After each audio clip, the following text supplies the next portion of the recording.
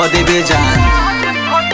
अरे हमरा आगे के हुजे बहनी दबंग हो, तोहर कसम जानियो के कहत खत्म हो। दोबारा से जदी तोहर मेल हो जाई, दोबारा से जदी तोहर मेल हो जाई, मार दे हम गोली भले जेल हो जाई। लैला बिना मजनू जे अकेल हो जाई, मार दे हम गोली भले जेल हो जाई। मार दे हम गोली भले जेल हो जाई।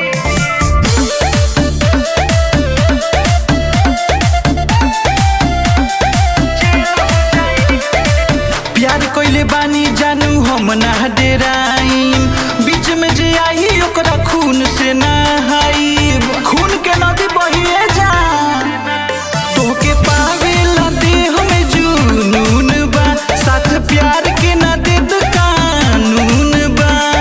देखो तानी इहा अब झमेल हो जाई, देखो तानी इहा अब झमेल हो जाई, मार दे हम गोली भले जेल हो जाई।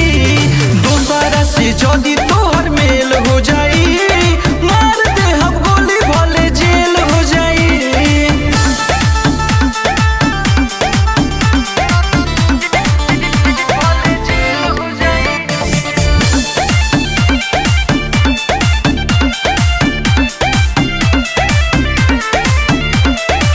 तोहरा के चाहिए हम जान से भी ज्यादा, सूरज सजनवा तो से करे ले ई वादा।